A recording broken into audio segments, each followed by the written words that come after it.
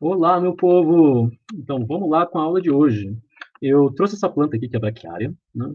E ela é interessante para a aula de hoje. Ela não é uma espécie nativa, ela foi uma espécie introduzida, tá? Para as pastagens de gado, né? Ela é uma planta que cresce bem rápido e para o gado isso é ótimo, né? Mais alimento para ele se encher o bucho aí, né? Então, vamos lá. Na aula de hoje, a gente vai trabalhar com níveis organizacionais, biomas e conservação. Tá? A gente subdivide em hotspots e unidade de conservação. Eu já começo com essa noticiazinha para vocês. Tá? Então, infelizmente, a gente vive há um bom tempo aí uma crise ambiental com o nosso país. Existem constantes demandas de uso do espaço, né, que nós temos, mas ao mesmo tempo é necessário que exista um apreço, né, a proteção da biodiversidade. Esses conflitos, eles resultam em situações que acabam não sendo agradáveis, né. Eh, então, o que que é ecologia, tá? Ecos, né, oikos significa casa, tá? Vem do grego, né, e logia vem de logos, estudo. Então, ecologia é o estudo da nossa casa, tá? E aí, vamos lá, tá? Em relação a níveis organizacionais, a gente tem o básico, né, que é o átomo. Do átomo a gente vai para a molécula. De molécula nós vamos para organelas. De organelas para célula. Célula forma tecido. Tecido forma órgãos. Órgãos formam sistemas. E sistemas formam um organismo. Eu vou trabalhar, provavelmente, de órgão para cima com vocês, tá bom? Nesse momento agora, a gente vai trabalhar de organismo para cima, tá bom? Enquanto as outras partes vão ficar com outro professor, tudo bem? Então vamos lá. Você tem um conjunto de sistemas forma um organismo. Um organismo, um conjunto de organismos da mesma espécie, não confundam isso, forma uma população, né? Um conjunto de populações de diferentes espécies forma uma comunidade e a junção da comunidade, esse conjunto de espécies, né, conjunto de populações de diferentes espécies, junto com o meio abiótico, né, que é a água, o ar, o solo, os minerais, enfim, tudo aquilo que não é vivo, forma um ecossistema, né, num ambiente, tá? Um determinado espaço, tá? E o conjunto desses ecossistemas, a gente chega na biosfera, tá? Que é o planeta que a gente vive, em que no fim tudo está conectado, tá bom? O que a gente vai trabalhar hoje são os biomas, tá? E o que é o bioma? O bioma é uma área geográfica, um espaço, caracterizada por um tipo de clima, então existe um clima que é específico dessa região, né? E uma cobertura vegetal de fisionomia homogênea, né? Então você tem uma superfície coberta por um tipo de vegetação e isso é homogêneo em toda aquela área, tá? E existe um clima que rege aquela vegetação. Tá? Mas, já vou me contradizer. Então, eu trouxe aqui o diagrama de Whittaker, tá? Que ele mostra aqui como se comporta essa relação, né, dos biomas, tá? Então, cada corzinha dessa é um bioma, tá bom? E aqui nós temos o gráfico de precipitação, o quanto que chove, e aqui nós temos o gráfico da temperatura, tá? O gráfico não, são os eixos. Então, eixo da precipitação, eixo da temperatura, tá bom? Então, repara aqui, ó. Nós temos tundra, que é caracterizada por uma precipitação baixa e uma temperatura baixa. Tá? Se eu mantiver a temperatura, se eu mudar a temperatura, né, e mantiver a precipitação constante, eu passo para a taiga. Se eu aumentar ainda mais a temperatura e manter a precipitação constante, eu passo para a pradaria, né, ou um bosque temperado. Né, e se eu manter mais ainda, eu chego numa savana. Então, é interessante, né, essa relação da temperatura e da precipitação para definir o bioma, né, o tipo de vegetação que vive ali. Tá bom? Então, os principais biomas que nós temos no mundo são a floresta tropical, floresta temperada, savana, campos, tundra, taiga e deserto, e nós vamos aprofundar elas agora. Tá? Então, a tundra é essa região que está nos extremos, está nos polos, tá? E boa parte do ano ela está coberta de gelo, né? E quando esquenta, né, você vai ter pequenos seres vivos, tá? Pequenos seres vivos, geralmente, e pequenas plantas, pequenos líquens, gramas e arbustos, né? Uma vegetação de baixo porte, que é o que muitas vezes, na verdade, já nasce depois que o gelo derrete. Né? Então, elas não sobreviveram ao frio, né? Elas estavam lá, né? Elas se reproduziram, deixaram as sementes ficaram no banco de sementes embaixo do gelo e depois que tudo derreteu, essas sementes brotaram, cresceram e tentam fechar o ciclo de reprodução antes que chegue o próximo inverno. Né? Então, é um ambiente muito frio, tá? E apesar de ter muita neve, essa água está indisponível a maior parte do tempo, né? Em seguida, nós temos a taiga, também conhecida como floresta boreal ou floresta de coníferas. Então, você tinha a tundra aqui, em seguida tem a taiga, tá? A taiga está ainda muito próxima dos polos. Mas já é um ambiente mais ameno, né? Você tem menos frio que antes, tá? Mas mesmo assim você tem essas duas principais estações, que são o inverno e o verão, tá? Essa vegetação ela é muito a vegetação característica, né, da taiga são essas foníferas, tá? Então são as gimnospermas, tá? A gente vai diferenciar isso nas próximas aulas. A gente vai ter algumas aulas de botânica, e são essas coníferas que são gimnospermas e que apresentam esse formato de triângulo, né? Lembra um cone, tá? Então lembra desse tipo de formação, tá? E essas coníferas comumente apresentam folhas aciculiformes. As aciculiformes é típica dos pinos, né? Que são os pinheiros, tá? E existem os ciprestes, existem outras formas de gimnospermas, né, de coníferas, que também apresentam aí outras formas de folha. O interessante é que esse tipo de estrutura impede que muita neve acumule aqui, tá? E que force os galhos e acabe quebrando, danificando a planta. Então, acredita-se que isso daí seja uma adaptação, né, para essas plantas a lidar com o frio, né? Elas, nesse lugar, aparentemente é mais vantajoso você manter essas folhas do que tentar criar folhas novas todo ano, tá? E também foi o lugar, né, foi a região em que foi gravado o Crepúsculo, tá bom, gente? Ó, repara as coníferas aqui no fundo. Em seguida, nós temos a floresta temperada, né, que também é conhecida como floresta caducifólia, porque quando chega o outono, né, vocês já viram aquelas imagens lindas que é o outono nos hemisférios, né? Então, as folhas, elas perdem a coloração verde, vão ganhando tons amarelados e avermelhados, típicos dos carotenoides, né? E elas vão perdendo, então, essas folhas, né, no período do outono, se preparando para o inverno. Depois do inverno, né, em que está todo mundo dormente, e lógico, você tem uma mistura aqui de plantas que são coníferas com as caducifólias angiospermas, tá? E depois disso, você tem o inverno, e aí, após o inverno, você tem a primavera, e é na primavera que essas plantas que perderam as folhas começam a rebrotar, tá? O carvalho é um típico exemplo disso. É nesse período que as pessoas pegam a seiva do carvalho, porque ele bombeia com força essa seiva para produzir suas folhas, né? Eles pegam essa seiva para produzir aquele melaço que eles usam nas panquecas e tudo mais. É, então, isso daqui é interessante, né? Elas já são uma região um pouquinho mais quente, né? Então, a gente estava aqui falando de uma região intermediária, né? Uma região um pouco mais quente que a tundra. Aqui a gente já está uma região um pouquinho mais tropical, tá? E aí nós temos a floresta tropical, que na verdade elas ocorrem principalmente no Equador, né? São chamadas de tropicais. Uma das grandes características delas é que elas são muito úmidas, tá? Costumam ser muito quentes, e elas também são conhecidas como florestas, enfim, né, com plantas latifoliadas, tá? Latifolha, né? Late quer dizer largo, folho é de folha, né? Então latifoliados são folhas largas, né? Então você tem aqui, ó, essa samambaiaçu com essas folhas gigantes que são do tamanho de pessoas, né? Não são do tamanho de pessoas, mas são 1 metro de diâmetro. A gente tem, eu deveria ter colocado aqui, mas eu tenho uma foto minha que tem uma árvore que ela tem uma folha que é maior do que eu, né? Então ela é super gigante, né? E é o tipo de coisa que só acontece nesses ambientes de floresta tropical, beleza? Tá? Então ocorre muitas samambaias, exatamente porque as samambaias precisam de ambiente úmido para fazer seu ciclo de vida. A gente vai ver isso quando a gente estudar botânica, né? Existem árvores muito grandes e dificilmente você vai encontrar angiosperma, tá? Você não vai ver muito a conífera, não, né? E esses daqui são os ambientes com maior diversidade que a gente tem no planeta, tá? Em seguida, nós temos as savanas, tá? Então, a savana tem uma estação chuvosa, uma estação seca, tem um predomínio desses campos, né? Mas você sempre vai ter uma árvorezinha aqui, um conjunto de árvores, um ambiente que tem mais água, né? Então, não é um campo, tá? E a savana é um pouco mais quente que os campos, tá?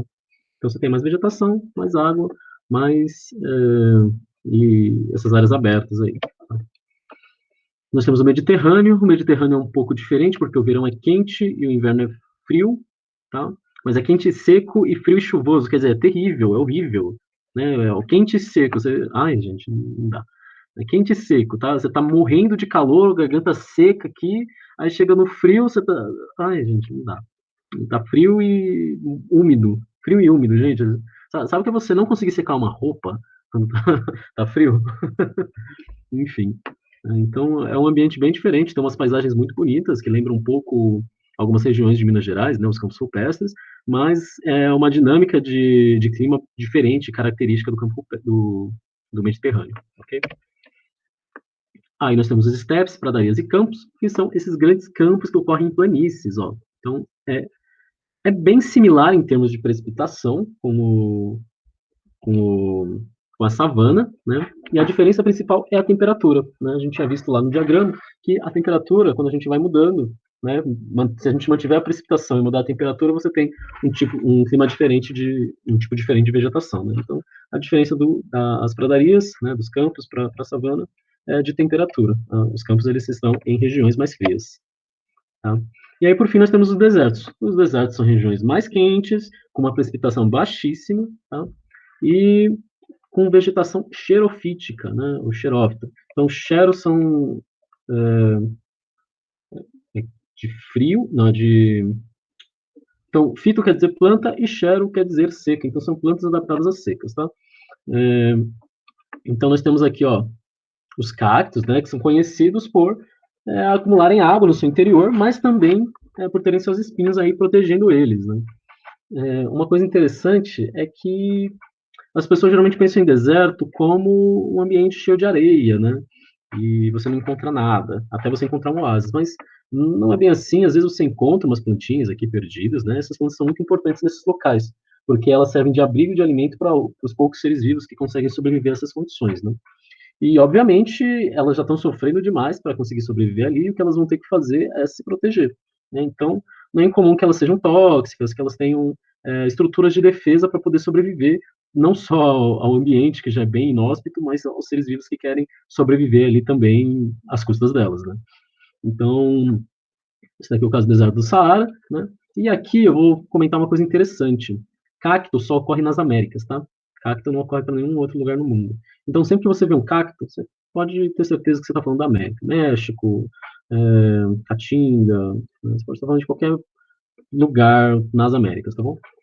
E da mesma forma, né? São seres que vão ter, são plantas que vão ter defesas, né? E aí elas têm essa defesa física, né? Que é o espinho, que impede que os animais consigam comer, tá?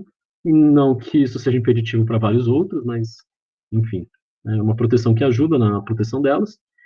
E algumas são até alucinógenas, né? Então, ao comer, ao se alimentar, ao beber água de cacto, você pode ficar muito louco no meio do deserto e morrer de sede, fome ou qualquer coisa muito trágica, ou algumas são até venenosas, pode ter diarreia e morrer desidratado no deserto do mesmo jeito. Então, as plantas têm suas formas de defesa em ambientes inóspitos, tá bom?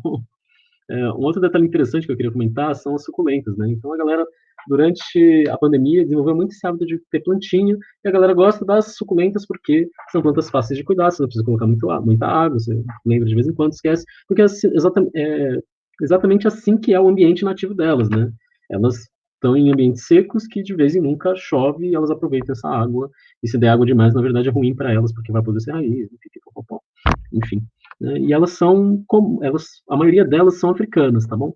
Então, a África não é um deserto, a gente viu lá que tem as savanas, tem a floresta tropical na África, tá? Mas existem regiões que são mais desérticas, mais secas, e nessas regiões existem a chance de você encontrar espécies adaptadas a esses ambientes com baixa quantidade de água, tá? Com baixa quantidade de água.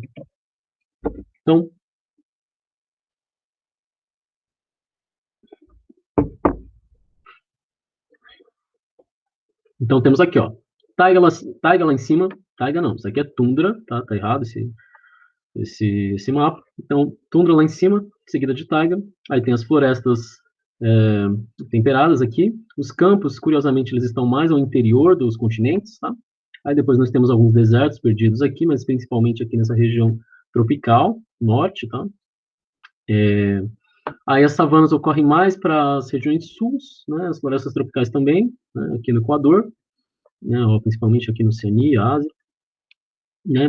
Aí eu quero destacar aqui a África, ó. Então tem um deserto aqui, muita savana, campo, tá? E aqui uma floresta tropical gigante, tá bom? Então não confundam.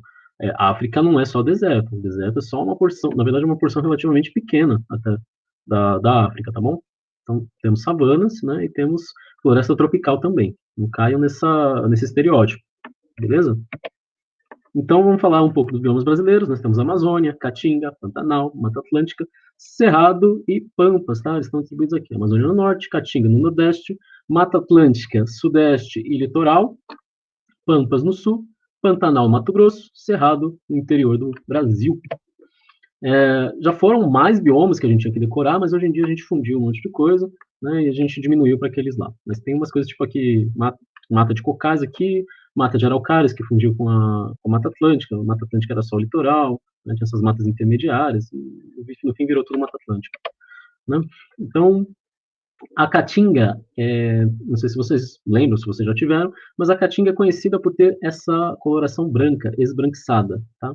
Então, a caatinga é seca, né, em boa parte do tempo, e as plantas elas têm que ter alguma adaptação a isso. Então, você vai ter plantas xerofíticas, né? Você pode encontrar cactos, pode arranjar plantas com suculências, mas uma das características interessantes da caatinga são essas plantas com essa coloração esbranquiçada, tá? Você pode ver que as plantas perdem as folhas, algumas morrem, outras estão só dormindo, né? Mas a caatinga não é só isso, tá? Você tem uma diversidade de ambientes aqui, então, por exemplo, aqui embaixo, que é um vale, geralmente você tem mais umidade, então você vai ter plantas que aproveitam bem essa umidade, geralmente aqui vai estar verde. E aqui no topo do morro que vai estar mais seco, né? Porque a água que chega aqui é essencialmente água da chuva, né? Você vai ter alguns mananciais com, por exemplo, buritis aqui que dão um contraste, né? Então a caatinga, né, a gente falou, bioma é homogêneo, bioma não é homogêneo, né? A gente tem, na verdade, uma vegetação característica, né, que se adaptou àquele clima, mas você tem microbiomas dentro daquela região, são pequenas regiões que muitas vezes a gente encontra em espaços muito pequenos, né, variações espaciais, né? Então você sobe um morro e você encontra uma diversidade diferente de plantas adaptadas a diferentes condições de temperatura, de água, que são bem curiosas, na verdade, né? Então, lembrem que a caatinga, essa vegetação é característica, né? Seca, é um ambiente seco, com essa vegetação esbranquiçada, mas que ela também é um lugar de diversidade de outros habitats, né? Outra coisa interessante é esses rios intermitentes, tá? Então, quando tem chuva, né, essa chuva ela vai alimentar um rio. Quando para a chuva, esse rio eventualmente vai parar de correr, tá bom? Ele só volta na próxima chuva. Então, são os rios intermitentes.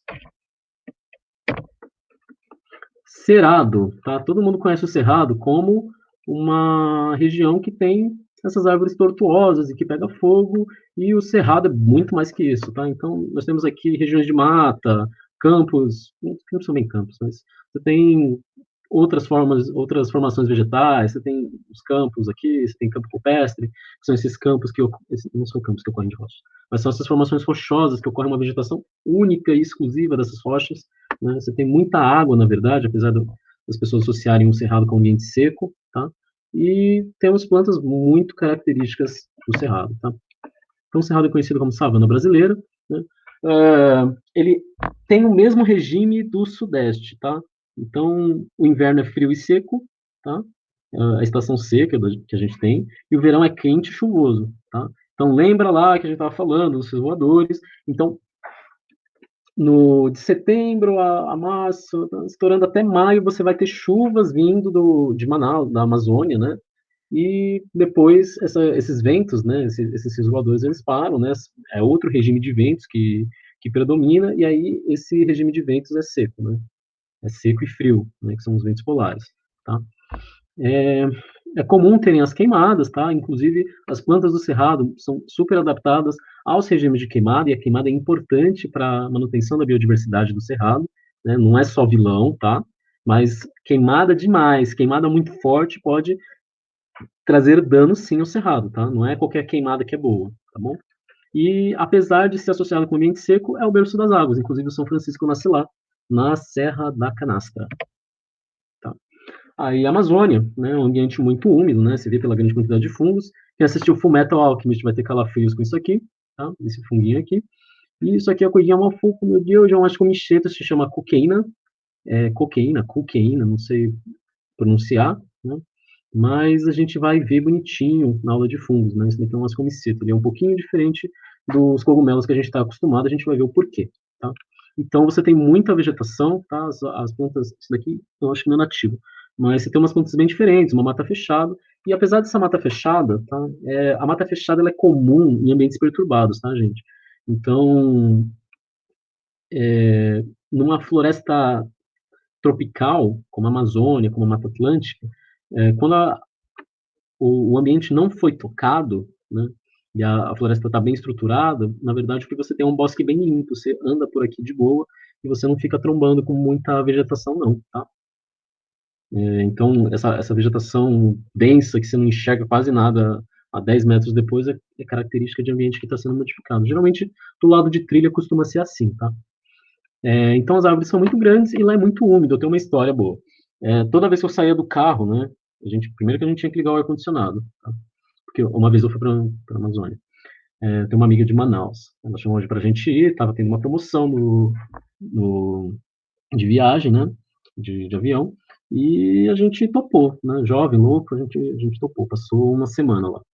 E foi maravilhoso, gente. A Amazônia é incrível e a gente ia de Uber para os lugares, né, rachava para todo mundo.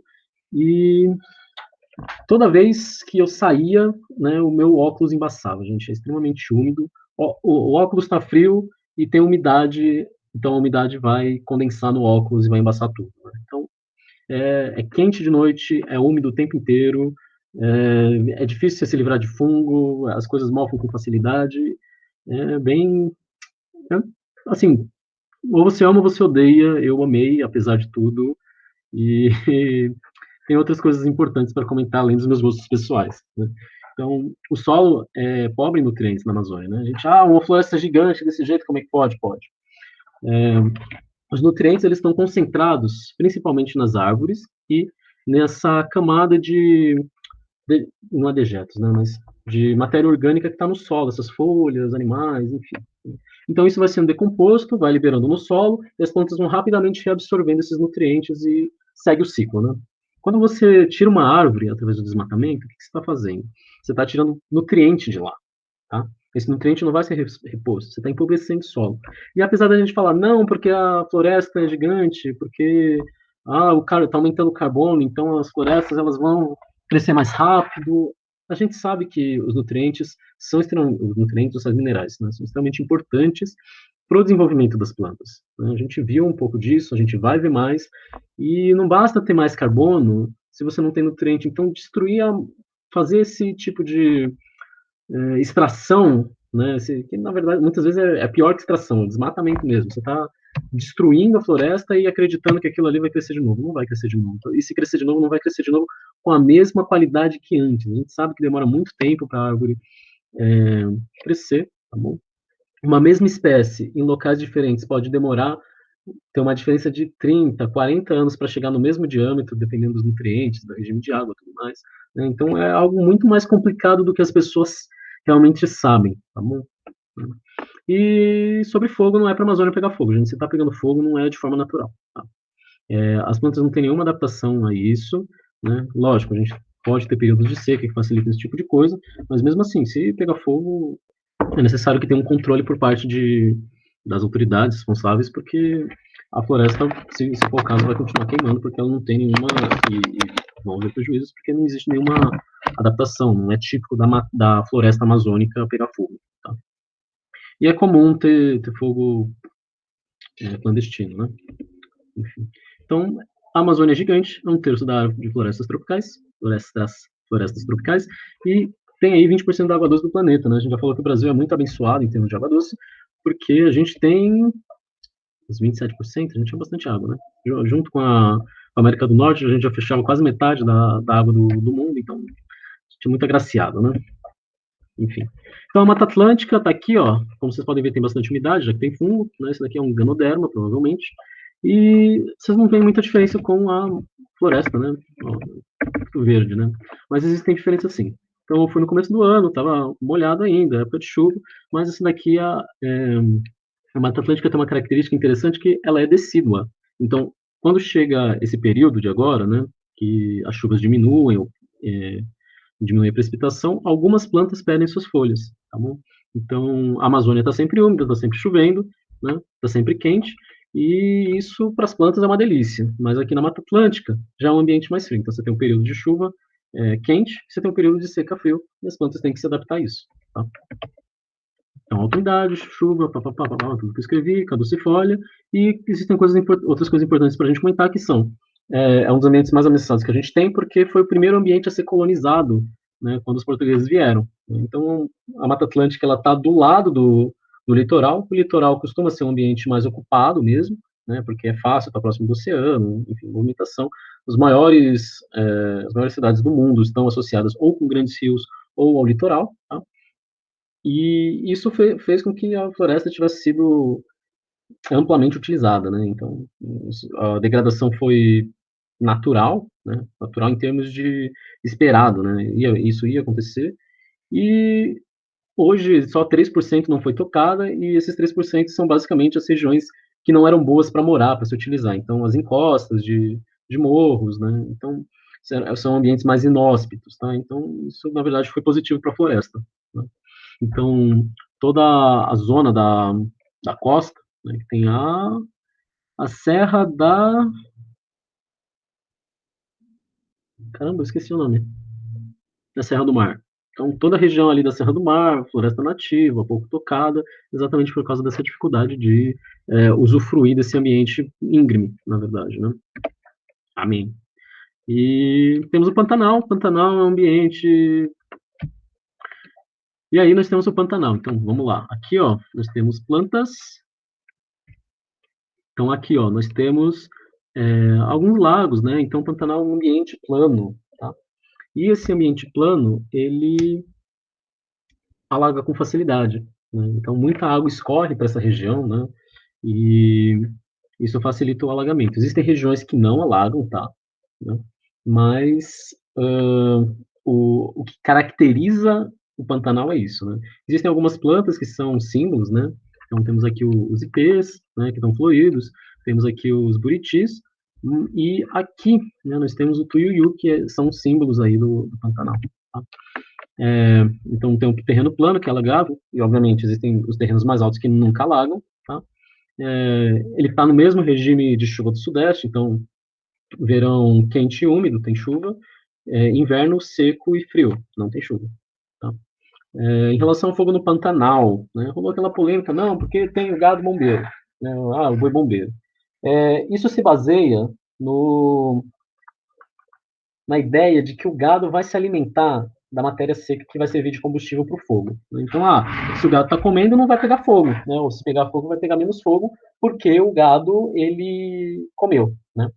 Só que, né, o que a gente tem, eu não trouxe os dados, mas eu posso caçar e deixar no resumo para vocês, caso vocês queiram aprofundar e, de repente, até usar isso como argumentação numa prova. Mas o que nós temos é que, nos últimos anos, o gado tem aumentado no país, né? E principalmente no Cerrado, né? E no Pantanal também, tá? Não é exclusivo, tá? E, curiosamente, o número de incêndios, de foco de incêndios, aumentou também, tá? Então, se o gado ele tem um efeito de realmente diminuir a intensidade do fogo, como é que aumentou, né?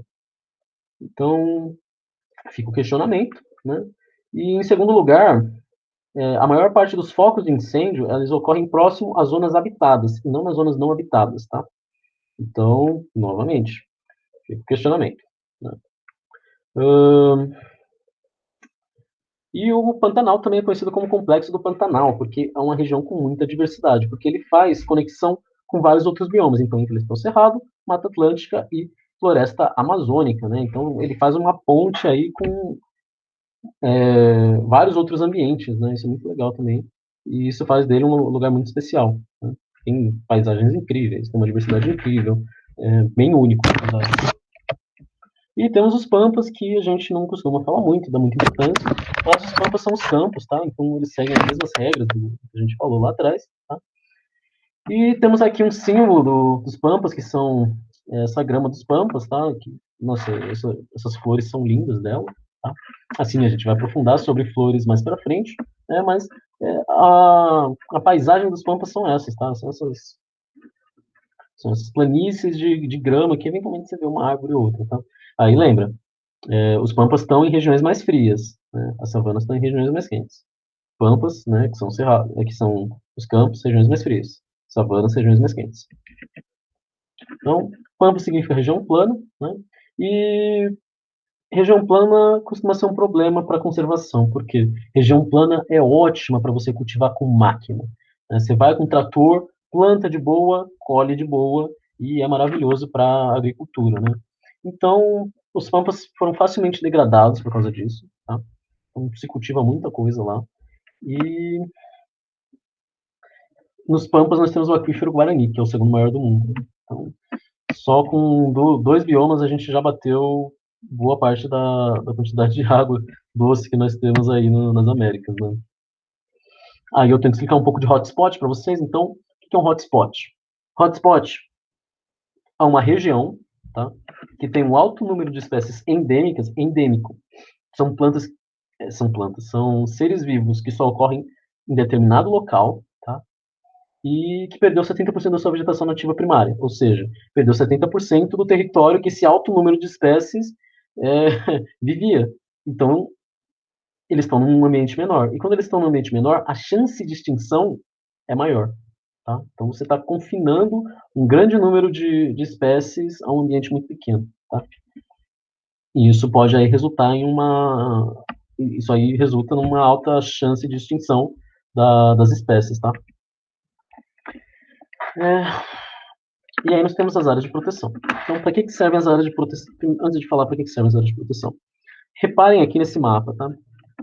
Reparem que as áreas de proteção são enormes aqui no norte, né? Só que minúsculas para o resto do país. Se bem que na Caatinga tem umas grandes também. Mas são no Cerrado. Mas são minúsculas para o resto do país e elas são bem fragmentadas ou às vezes muito espaçadas, né? E aí, por que conservar, né? Então, primeiro, a gente já viu que a natureza ela presta serviços ambientais para a gente, né? Então, ela é importante para o ciclo da água, para o ciclo dos nutrientes, carbono, né? Existem interesses econômicos, existem pessoas que sobrevivem desses ambientes, né? Do extrativismo, da, sei lá, do turismo, né? E, inclusive, isso é de interesse de vários setores, né? Existe a extração de madeira, existe a extração de fármacos, né? Pesquisa, tudo mais, né? Muita gente vai para parques, né? Ter lazer, entrar em contato com a natureza, né? E existe uma responsabilidade do ser humano, né? Então, somos nós que estamos invadindo o espaço desses seres vivos, extinguindo eles, e isso é ético, né? É um questionamento sobre essa responsabilidade mesmo, né? Esses seres vivos são de valor inestimável, né? Cada ser vivo, não, mas cada espécie tem uma história evolutiva, né? Eles contam uma história de como foi a Terra, né? Mas não sozinhos, em conjunto, né? Não basta um ser vivo, né? E, e esses seres vivos apresentam interrelações, quer dizer, ao prejudicar uma espécie, eu posso estar prejudicando várias outras, né? E eventualmente isso pode prejudicar a nós também. Então, existem N motivos pelos quais é importante a gente conservar. Tá? Então, tá aí uma descoberta importante, né? Ó, a planta brasileira pode ser solução para a cura da AIDS, apontam pesquisadores. Então, imagina se a gente iria fazer essa descoberta se a gente tivesse destruído toda a nossa vegetação. Não teria feito. Né? E está aí, né, um marco da extinção histórico, né, foi o Dodô. Então a gente já viu, né, as unidades de conservação, em sua maioria, estão na Amazônia, elas são enormes, né, e aí em seguida nós temos grandes aqui no Cerrado, na Caatinga, né, e aí elas já são menores nas regiões do Sudeste. Né. E aí as unidades de conservação podem ser de dois tipos, né, de proteção integral ou de uso sustentável. Né. Os de uso sustentável são mais, né, e as de proteção integral são menores. E eu tenho um dado importante para mostrar para vocês, que é o corredor ecológico. O corredor ecológico ele é uma forma interessante da gente conectar esses fragmentos. Então, olha isso daqui. Né?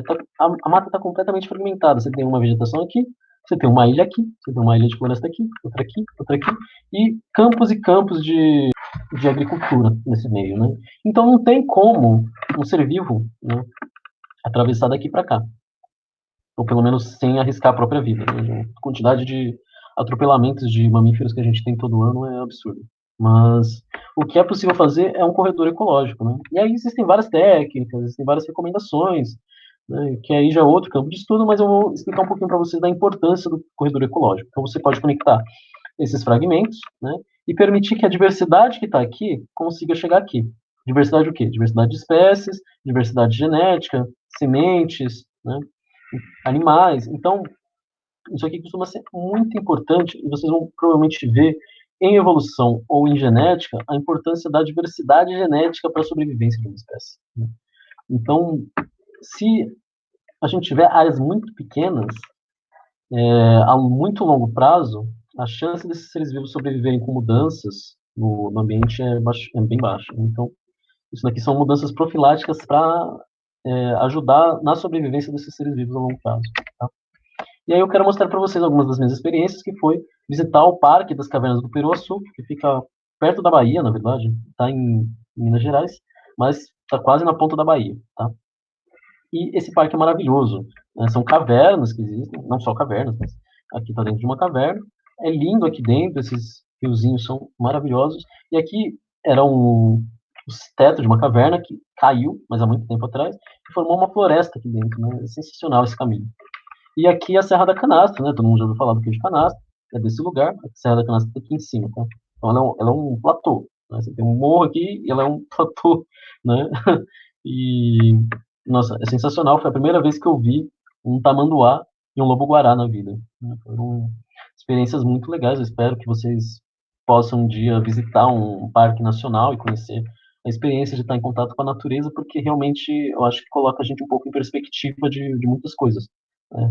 E os parques eles fazem um papel de ensino, de educação ambiental muito relevante que deveria ser mais aproveitado, né?